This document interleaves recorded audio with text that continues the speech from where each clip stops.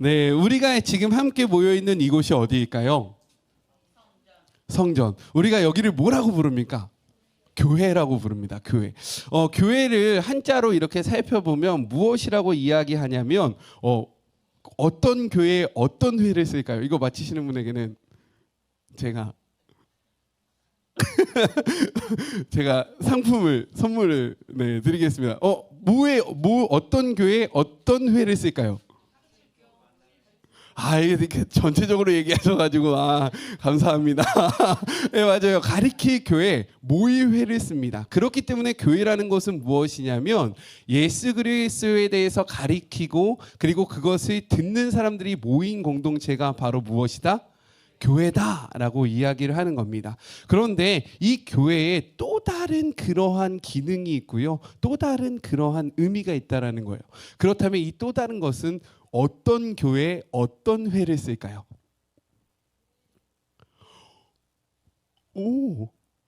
네. 어떤 교회를 쓰냐면 사기교회 그리고 모의회를 씁니다. 어떤 거요? 네, 그렇기 때문에 교회라는 것은 어떤 곳이냐면요, 우리가 함께 모여 사귀는 공동체다라고 이야기를 하는 거예요. 성경적으로 이것을 무엇이라고 이야기하냐면 코이노니아라고 이야기를 합니다. 들어보신 적 있습니까? 코이노니아. 네, 이것이 바로 교제라는 거예요. 그런데 이 교제는요, 두 가지의 의미가 있다라는 겁니다. 오늘 그것을 함께 살펴보고자 해요. 이 교회라는 것의 두 가지의 사귐은 무엇이냐? 첫 번째는요, 하나님과의 수직적인 사귐입니다. 첫 번째가 무엇이라고요? 네, 하나님과의 수직적인 사귐입니다. 우리 3절의 말씀을 같이 한번 읽어볼까요? 오늘 본문의 3절의 말씀입니다. 함께 읽겠습니다. 시작.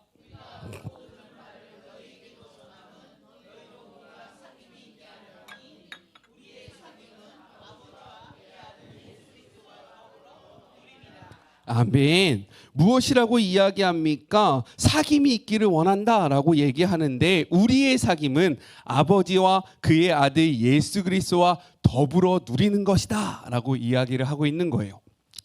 자, 하나님은요, 본래 우리를 창조하실 때 어떠한 계획을 가지고 창조하셨냐면 우리와 교제하기 위해서 우리를 만드셨다라는 거예요. 그렇기 때문에 이 땅을 창조하셨습니다. 그리고 가장 완벽하고 아름다운 어떤 곳을 허락하셨을까요? 맞아요. 에덴 동산. 에덴 동산을 우리에게 허락하시고 그곳에서 우리와 진한 교제를 나누기를 원하셨습니다. 그런데 우리는 지금 에덴 동산에 살고 있을까요? 못 살까요? 못 살아요. 맞아요.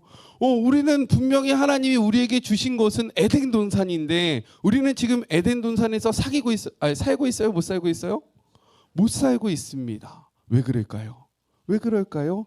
자, 우리 말씀을 한번 볼까요? 우리 1장 5절의 말씀을 같이 한번 읽어보죠. 1장 5절의 말씀, 요한 1서입니다. 함께 읽겠습니다. 시작.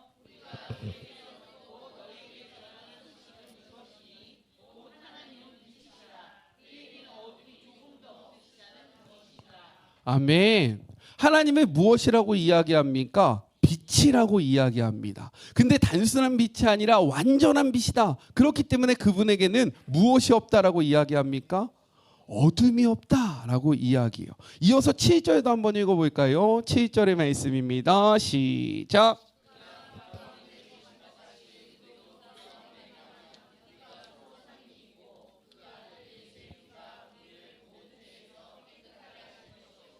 아멘.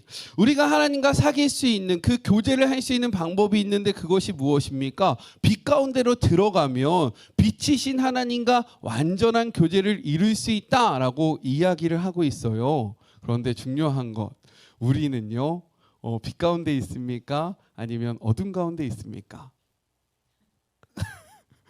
문제는 무엇이냐면 우리가 어둠 가운데 있다라는 거예요. 어둠 가운이 무엇입니까? 죄 가운데 있다라고 이야기를 하고 있는 겁니다. 그렇기 때문에 우리가 에덴 동산에 있지 못하는 거죠. 에덴 동산은 하나님과 교제하는 곳, 즉 완전한 빛 집들이 모여 있는 곳인데 죄라는 것이 우리의 마음속에 들어와서 하나님과 우리의 사이를 끊어놨기 때문에 우리는 지금 에덴 동산에 살 수 없다라고 이야기를 하는 겁니다.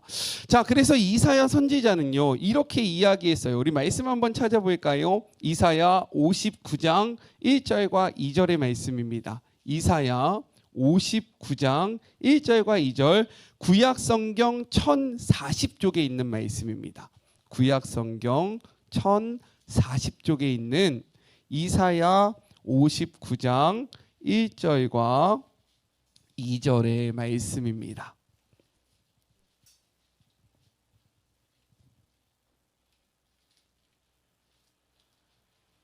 구약 성경 1040쪽에 있는 이사야 59장 1절과 2절의 말씀 우리 함께 읽겠습니다. 시작.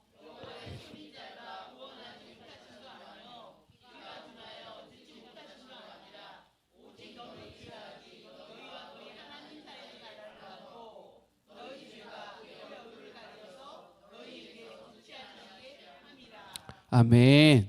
여호와의 손이 짧아 구원하지 못하심도 아니요 귀가 둔하여 듣지 못하심도 아니라 오직 너희의 죄악이 너희와 하나님 사이를 갈라놓았고 너희 죄가 그의 얼굴을 가리어서 너희에게서 듣지 않게 하였다라고 이야기를 합니다. 즉 하나님과의 사귐이 끊어진 이유가 무엇이라고 분명하게 이야기하고 있습니까?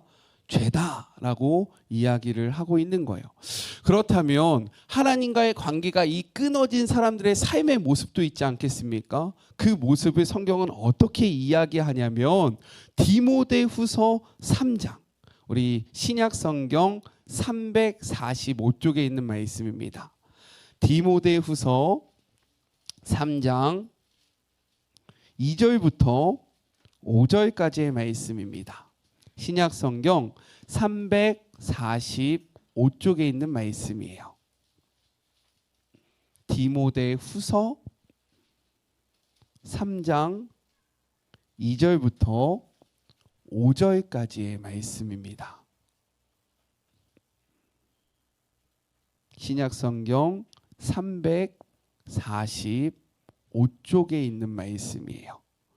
우리 2절부터 5절까지 함께 읽겠습니다. 시작.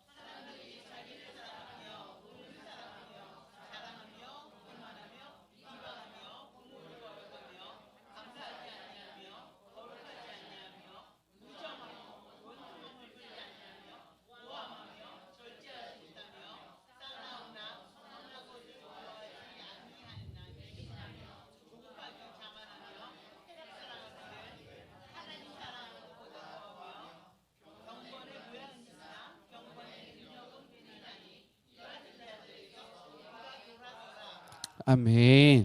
이것이 바로 하나님과의 사귐이 끊어진 자들의 모습이고 특징이다라고 이야기를 하고 있는 거예요. 원래 하나님과 우리가 사귐이 있을 때에 하나님은요 우리가 기쁨을 충만하게 누리도록 우리를 창조하셨습니다. 그런데 하나님과 우리가 단절되니까 그 기쁨을 우리가 계속해서 누릴 수 있을까요? 못 누릴까요? 못 누리는 거예요. 그러니까 이제부터 우리가 스스로 그 기쁨을 채워야 하지 않겠습니까? 이 만족감을 누려야 될 거 아니에요. 그러니까 가장 먼저 보여주는 것이 무엇입니까? 자신을 사랑하는 겁니다. 내가 그 기쁨을 누리기 위해서 자신을 사랑하기 시작하는 거예요. 내가 이 기쁨을 한번 만들어 보고 싶은 거죠. 그 다음에 쾌락을 사랑하기 시작하는 겁니다. 즐거움을 쫓기 시작하는 거예요. 나에게 즐거움을 줄 수 있는 돈을 숭배하기 시작하는 겁니다. 돈을 쫓아 나아가기 시작한다라고 이야기를 하고 있는 거예요. 그러면서 자신이 주인이 되기 때문에 어떻게 합니까? 다른 사람들을 돌아보지 않기 시작하는 거죠. 무정해지고요, 무자비해지고요, 무질서해지고요. 굉장히 난폭해지기 시작한다라고 이야기를 하고 있는 겁니다. 그러면서 선한 것을 좋아하지 않아요. 또 무엇이라고 이야기합니까? 경건의 모양은 있으나 경건의 능력은 부인한다라고 이야기합니다. 겉은 그럴싸하게 살아가는 거예요. 내가 괜찮은 사람처럼 살아가는 겁니다. 하지만 그 안에는요, 생명이 없고 능력이 없기 때문에 그는 아무런 능력이 없는 껍데기밖에 될 수 없다라고 이야기를 하는 거죠. 사실 신앙생활을 하다 보면 많은 분들을 만나게 됩니다. 그리고 만나서 이런저런 이야기를 하게 돼요. 돈이 많은 분들 만나봐서 이야기를 해봅니다. 제가 얘기해요. 돈 많으면 좋지 않으세요? 라고 얘기하면 무엇이라고 말씀하시는지 아십니까? 목사님, 적당히 있는 게 좋습니다. 많으면요, 신경 쓸 것만 많아요. 제가 이렇게 많이 벌어서 정말 너무 힘듭니다. 이 돈이 저를 만족시켜 줄 수 있을 것 같고, 이 돈이 저를 행복하게 해줄 수 있을 줄 알았는데, 이 돈이요, 저를 채워주지 못하더라고요 라고 얘기를 하더라고요. 근데 우리는 다들 한번 그러한 경험을 좀 해보고 싶지 않습니까? 나도 한번 좀 이게 채워지지 않는 그거를 좀 누리고 싶다라고 생각되어지지만 실제로 그렇습니다. 로또에 당첨된 사람들을 추적적으로 이렇게 조사를 해봤대요. 몇백억, 몇십억, 몇 조에 당첨된 사람들을 조사해 봤는데 그 사람들이 로또에 당첨되기 이전의 삶보다 피폐해진 경우가 거의 80% 이상이라고 이야기합니다. 그 많은 돈이 오히려 그들의 삶을 망가뜨렸다는 거예요. 자, 높은 지위에 있으면 행복할까요? 어떻게 생각하십니까? 제가 예전에 그 오바마 대통령 처음 취임할 때 사진과 이제 2번 대통령 하시고 퇴임하실 때 사진을 봤거든요. 어땠을까요? 폭삭 늙었더라고요. 진짜 폭삭 늙었습니다. 그리고 요즘에 우리나라의 대통령님 계시지 않습니까? 그분 이렇게 나오시는 거 보면 행복해 보입니까? 안 행복해 보이죠? 권력이 우리를 만족시켜 줄 수 있을 것 같고 권력이 우리를 채워줄 수 있을 것 같지만 아니라는 거예요. 그것들이 우리를 채울 수 없다라는 겁니다. 요즘에 초등학생들도 마약을 한다라고 이야기합니다. 초등학교 앞에서도요, 마약이 거래가 된다라고 이야기해요. 그들이 왜 그러한 마약을 찾을까요? 네. 무엇인가 채우고 싶고 불안한데 채워지지 않는 거죠. 그러니까 이것을 찾았는데 그것이 그의 삶을 채워줍니까? 아니죠. 오히려 그의 삶을 망가뜨리고 그의 삶을 피폐하게 한다라는 거예요. 술을 우리 성도님들 왜 찾으십니까? 술. 다들 입을 이렇게 안 넘어오셨는데요? 누군가 넘어오실 줄 알았는데 우리가 술을 찾는 이유가 무엇이에요? 괴로우니까, 마음이 힘드니까, 무엇인가 채워지지 않으니까, 내 마음이 공허하니까 그 술을 찾게 된다라는 거예요. 그런데 그 술이 우리의 마음을 채워줍니까? 우리를 만족하게 합니까? 아니라는 거죠. 술이 깨고 나면 더 공허해진다라는 겁니다. 머리 아파요. 네. 막 갑자기 땅이 움직인다 그러고 전봇대가 나를 향하여 달려온다 그러고 막 지나가는 뭐 나무가 나에게 시비를 걸었다라고 얘기하고 이것이 그 끝이라는 거예요. 그 어떤 것, 쾌락, 이성이 우리의 삶을 만족시켜 줄 수 있다라고 생각하십니까? 우리 청년들은 어떻게 이것들을 이렇게 그렇게 소망하실 수 있겠지만 부모님한테 한번 물어보셨으면 좋겠어요. 이성이 엄마, 아빠, 우리의 삶을 만족시켜 주십니까? 우리 뭐라고 대답하시겠습니까? 아니에요. 채워줄 수 없습니다. 우리의 그 공허한 마음을 채울 수 있는 것은 아무것도 없다라는 거예요. 이것을 채울 수 있는 것은 단 하나밖에 없다라는 거죠. 무엇입니까? 우리를 창조하신 그 예수 그리스도와 하나님과의 깊은 교제만이 우리의 마음과 우리의 빈자리를 가득 채울 수 있다라는 거예요. 아멘이십니까? 그런데 하나님을 놓치고 나면요, 그 빈자리를 채우려고 다른 어떤 것들로도 다 채워봤지만 되지 않는다라고 이야기하는 거예요. 그래서 하나님은요, 이 끊어진 관계를 회복하기 위해서 우리에게 누구를 보내주셨을까요? 예수 그리스도를 보내주신 겁니다. 그래서 성경은 이렇게 이야기하는 거예요. 오늘 본문으로 다시 한번 넘어와 볼까요? 오늘 본문으로 넘어와서 그 전에 이사야 53장 5절의 말씀 한번 찾아볼까요? 이사야 53장 5절의 말씀입니다. 구약 성경 1033쪽에 있는 말씀이에요.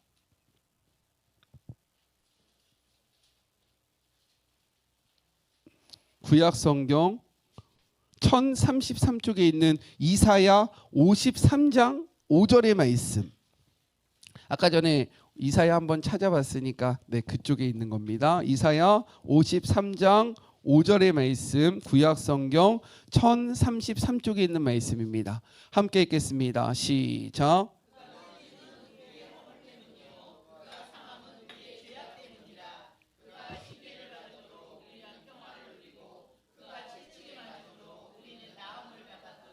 아멘. 예수 그리스도의 십자가가요, 그 죄의 문제를 해결하였다라고 이야기를 하고 있는 거죠. 그래서 오늘 본문으로 다시 요한일서로 넘어와서 7절부터 9절은 이렇게 이야기하고 있는 겁니다. 요한일서 1장 7절부터 9절의 말씀이에요. 함께 읽겠습니다. 시작.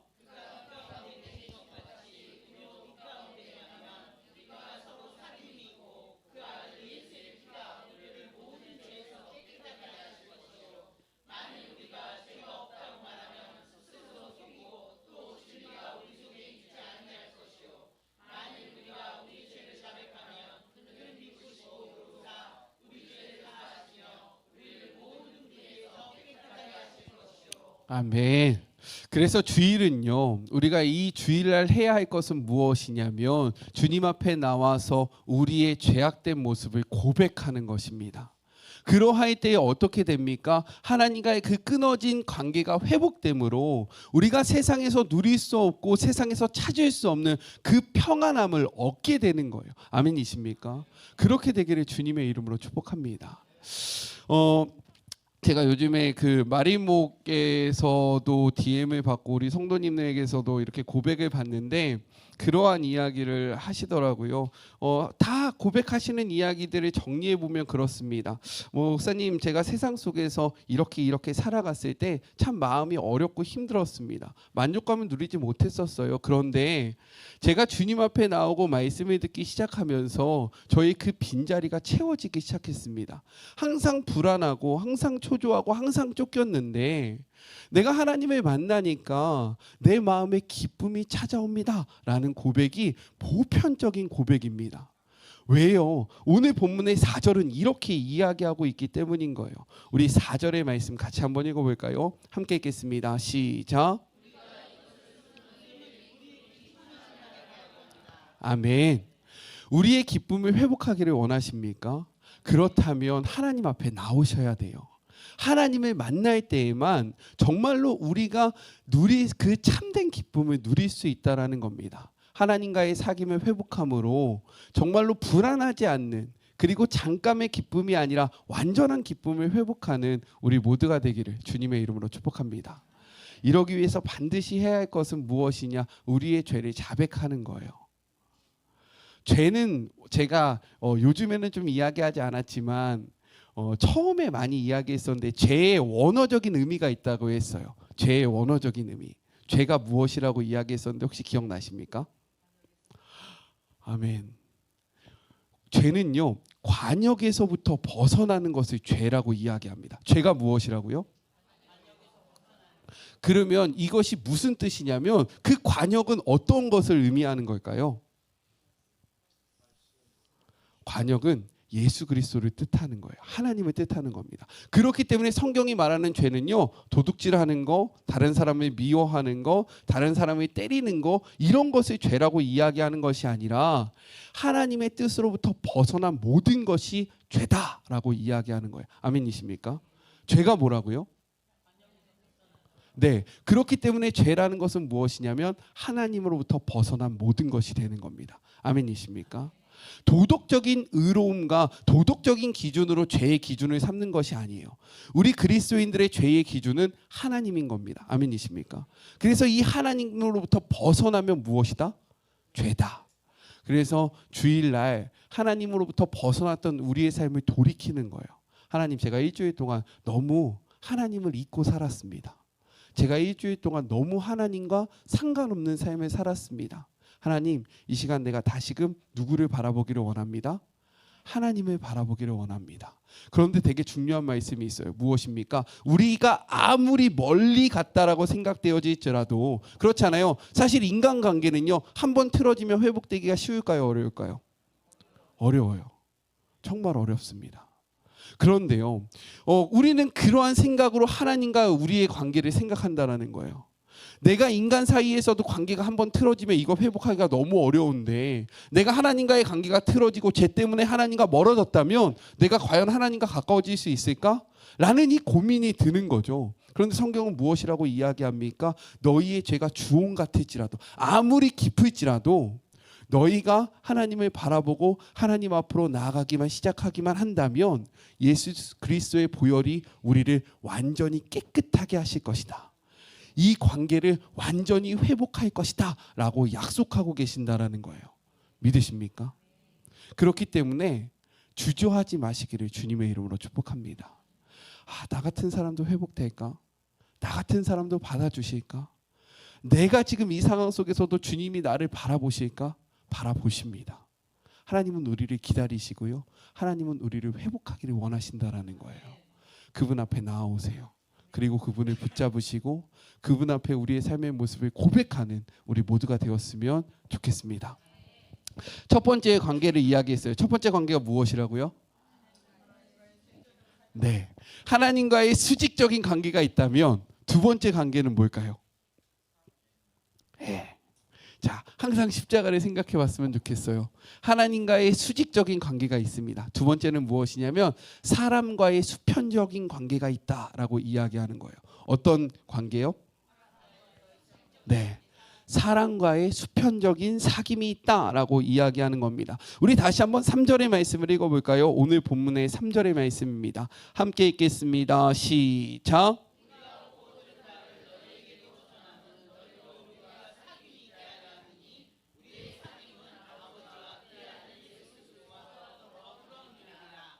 아멘. 우리가 보고 들은 바를 너희에게도 전함은 그 이유가 무엇이라고 이야기합니까? 우리와의 사귐이 있게 하려 한다라고 이야기하는 거예요. 우리 안에 사귐. 그런데 이 사귐에는요, 전제 조건이 있다라는 거죠. 무엇입니까? 그 다음 말씀이에요. 우리의 사귐은, 즉 우리 안의 교제는 아버지와 그의 아들 예수와 더불어 누림이다라고 이야기하는 거죠. 주말에요, 참 많은 사교적 모임이 있습니다. 그렇죠? 대표적인 것이 무엇입니까? 산에 가는 거예요. 산. 여기 맨날 보면 이제 개봉 산악회 모집한다라고 이야기하고, 막 요즘에 산 가기 얼마나 좋은 날입니까? 그렇잖아요. 이런 사교적인 모임도 있고요. 또 우린 나름대로의 다 사교적인 모임이 있다라는 거예요. 이것도 수평적인 그러한 인간적인 사귐이다라고 생각되어질 수 있잖아요. 그렇죠? 하지만 이것은 성경이 말하는 수평적인 사귐은 아니라는 거예요. 성경이 말하는 우리의 사귐은요, 분명한 전제가 있어야 된다라고 이야기합니다. 그것이 무엇입니까?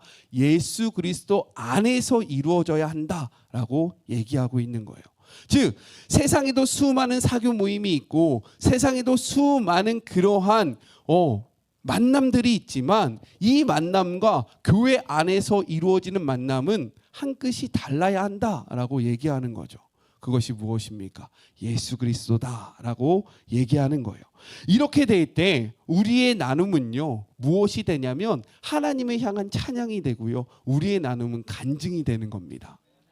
그렇잖아요. 공통 관심사가 있어야지만 만남이 이루어지는 거예요. 누군가에 만났는데 관심사가 다르면요, 서로 얘기가 되겠습니까? 안 되는 거예요. 그냥 그 자리가 너무 불편한 겁니다. 나는 관심이 이건데 저 사람 관심이 이거네, 저 사람 나랑 안 맞는다 라고 되어질 수 있지만, 우리 교회 안에서의 만남은요, 누구로 인한 만남이기 때문에 우리가 아름다울 수 있냐면 예수라는 공통점이 있기 때문에 우리의 만남은 아름다울 수 있다는 거예요. 그래서 이야기하는 겁니다. 무엇이라고 이야기합니까? 우리 1절부터 한번 읽어볼까요? 오늘 본문의 1절의 말씀 함께 읽겠습니다. 시작.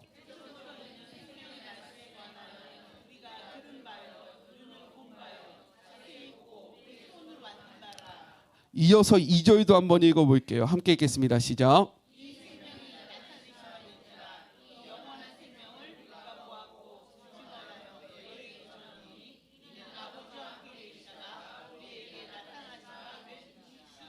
아멘. 지금 이 요한일서는요 어떤 시대냐면 예수님이 승천하신 후에 한 60년 정도가 지난 시점에 쓰여진 성경이었다라는 거예요. 근데 그가 이야기하는 겁니다. 무엇이라고 이야기합니까? 나는 예수님을 만져봤고 예수님을 만났었고 예수님과 함께 있었다. 근데 이 자리에 그렇게 함께 했던 이들이 있지 않냐? 우리가 이것에 대해서 나눌 때에 우리에게는 기쁨이 된다. 우리는 흔들리지 않는다. 우리는 이 믿음의 여정을 확실히 걸어갈 수 있다라고 얘기하고 있는 겁니다. 때로는 그래요. 사실 교회 안에서의 모임이 뭐가 그렇게 재밌겠습니까? 세상에 나가면 더 재밌는 모임 많고요. 세상에 나가면요 내 마음에 더 합한 사람들이 많아요. 그럼에도 불구하고 우리가 교회에 모여야 하는 이유는 무엇이냐? 우리는 예수라는 같은 공통점을 가지고 같은 체험을 한 사람이기 때문에 우리가 서로 모여야 한다라는 거예요. 신앙의 여정 속에서 제가 그래요. 어저께 제 마음이 조금 그냥 여러모로 힘들더라고요. 여러 가지 상황 속에서 마음이 막 무너졌습니다. 그런데 한 지체랑 이런저런 나눔을 하다 보니까 제 마음 속에 다시금 좀 회복이 되는 거예요. 그래. 나와 같이 가는 이런 믿음의 동역자들이 있지. 우리가 함께하는 사람들이 있지. 그래, 이 신앙의 여정 나 혼자 가는 것이 아니라 나 혼자 이루는 것이 아니라 내 옆에 있는 사람들과 함께 이루어 나가는 것이지 라는 그러한 생각이 다시금 저의 마음을 붙잡아 준다라는 겁니다. 우리 사랑하는 성도님들 옆에 계신 분들 한번 이렇게 그윽하게 째려보지 마시고요. 네, 그윽하게 한번 바라보시겠습니까? 네. 어떻게 마음에 드세요? 그리고 저도 한번 이렇게 바라보시겠습니까? 어떻게 마음에 드십니까? 예. 근데 우리는요 같은 공통점이 있다라는 거예요. 예수 안에 있는 자들입니다. 아멘이십니까? 우리는 같은 체험을 하고 있다라는 거예요. 그런데 세상에 나가면 예수님을 알지 못하는 사람들이 많잖아요. 예수님을 모르는 사람들, 대적하는 사람들과 만나면서 살아가잖아요. 근데 교회 안에 있는 시간이 많습니까? 바깥에 있는 시간이 많습니까? 네. 그러다 보니까 우리의 마음이요 때로는 무너진다라는 거예요. 내가 여기서 이렇게 다짐을 하고 나갔는데 세상 속에서 얘기하는 거예요. 야, 예수 믿으면 뭐 달라지냐? 야, 너 그렇게 열심히 기도하는데 너 네 삶 왜 그래? 야, 그 시간에 그냥 너 이렇게 해. 너 이렇게 하는 게 훨씬 더 좋아. 야, 나랑 같이 맛있는 거나 먹으러 가자. 내가 너 위로해 줄게. 야, 나한테 이렇게 해. 라는 소리를 들으면 우리의 생각이 어떨까요? 우리의 마음이 어떨까요? 네. 그러게 이번 주 그냥 빠지고 뭐 그냥 한번 가볼까? 라는 생각이 들 수 있다라는 거죠. 그런데요. 그때요. 그런 겁니다. 이 세상에서 살아갈 때 너무 외로운 거예요. 너무 힘든 겁니다. 나 혼자 믿음을 지키는 것 같고 나 혼자 이 길을 걸어가는 것 같으니까 때로는 이 길이 틀린 것 같다라는 생각이 들 때가 있어요. 그때 이 곳에 나와서 옆에 있는 사람들을 바라보면요 우리가 다시 한번 확신할 수 있는 거예요. 이 길이 틀린 길이 아니구나. 이 믿음의 여정을 걸어가는 게 나만 있는 게 아니구나. 나만 이렇게 힘든 줄 알았는데 와 뭐야 목사님도 저렇게 힘들어? 다 같이 힘든 거구나. 야, 저 사람은 괜찮은 줄 알았고 저 사람은 잘하고 있는 줄 알았는데 야, 저 사람도 힘들었구나. 괜찮구나. 틀린 게 아니구나 라는 확신을 우리가 이 모임을 통해서 할 수 있다라는 겁니다. 아멘이십니까? 그렇기 때문에요 제가 우리 교회를 목장 교회로 바꿔가려고 하는 거예요. 서로의 나눔이 있는 교회. 근데 이 나눔 속에서요 우리가 세상적인 이야기만 하고 세상에서 말하는 것들만 나누면 이것은 아무런 의미가 없는 겁니다. 별반 다르지가 않은 거예요. 그래서 우리의 그 목장 속에는 반드시 무엇이 있어야 합니까? 하나님의 말씀이 있어야 되는 거예요. 말씀으로 나눌 때에 위로가 되고요. 말씀으로 나눌 때에 회복이 되기 때문인 겁니다. 아멘이십니까?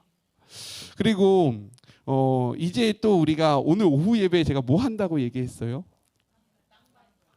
땅 밟기와 지역 청소를 한다고 했는데 목사님 그거 왜 합니까? 라는 얘기를 하는 분들도 있을 거예요. 목사님 그냥 그 시간에 예배 드리는 게 더 좋지 않습니까? 라고 생각되어질 수 있을까요? 없을까요? 있어요. 하지만 이것은요 하나님과의 사귐을 하는 시간입니다. 왠지 아세요? 우리가 하나님은요 우리에게 어떤 말씀을 주셨냐면 너희가 생육하고 번성하여 땅에 충만하고 이 땅을 다스리라고 이야기하였습니다. 이 땅을 다스린다는 것은 내 맘대로 하는 것이 아니라 하나님의 뜻대로 잘 관리하라는 거예요. 그런데 지금 우리 주변을 보시면 하나님의 뜻대로 이 지역이 잘 관리되고 있습니까? 아니라는 거죠. 우리의 이익과 우리의 만족과 우리의 이기심으로 쓰레기가 버려지고 무너지고 망가지고 있다라는 거예요. 그래서 우리가 예수 그리스도의 이름으로 그 땅을 회복하려고 나가는 거예요. 그 땅을 회복할 때요 하나님과의 사귐이 생기기 시작하는 겁니다. 그리고 성경에 보면 또 이렇게 기록되어 있어요. 너가 밟는 모든 땅을 내가 너희에게 줄 것이다. 아멘이십니까? 그래서 우리가요 예수 그리스도의 이름으로 이 땅을 밟는 거예요.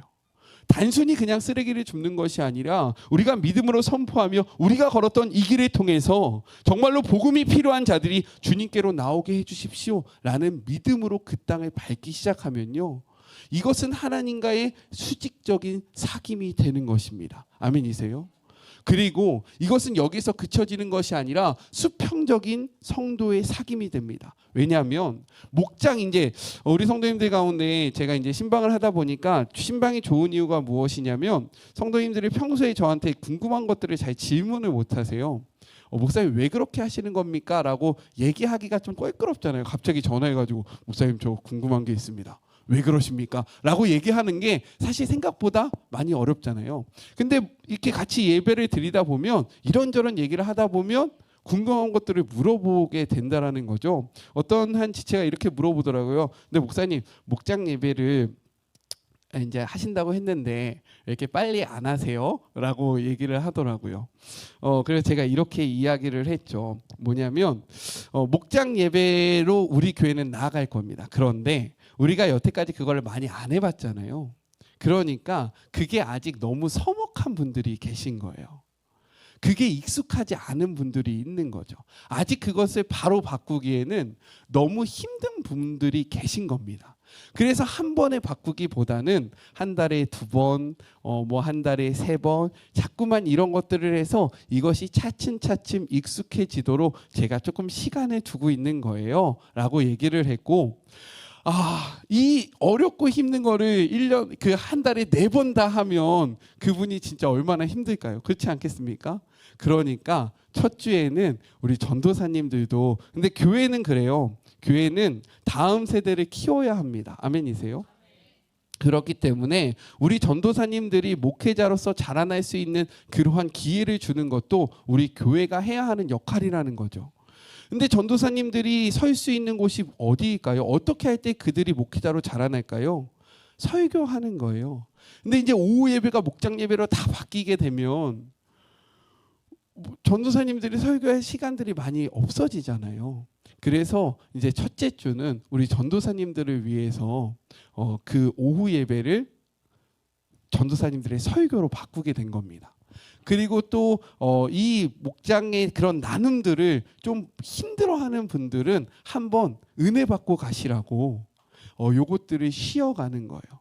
그리고 그러면 나머지 3번은 연속으로 하면 되시지 않아요? 라고 생각할 수 있지만 저는 이제 저는 전에 교회에서 목장 예배를 쭉 했었거든요. 근데 이게 참 좋은데 단점이 있다라는 거예요. 뭐냐면 그 목장 사람들끼리만 친해진다라는 겁니다. 4명이면 4명, 5명이면 5명. 이 목장을 벗어나는 게 쉽지가 않다라는 거예요. 그런데 우리 교회는요 하나된 공동체잖아요. 그래서 이 지역 청소를 통해서 그때 지역 청소를 할 때는 제가 보통 짝을 어떻게 맺어드리죠? 어른 세대와 청년 세대를 맺어드리잖아요. 그 관계의 확장을 위해서 이렇게 하는 겁니다. 그리고 이것도 곧 우리의 나눔의 예배가 되는 거예요.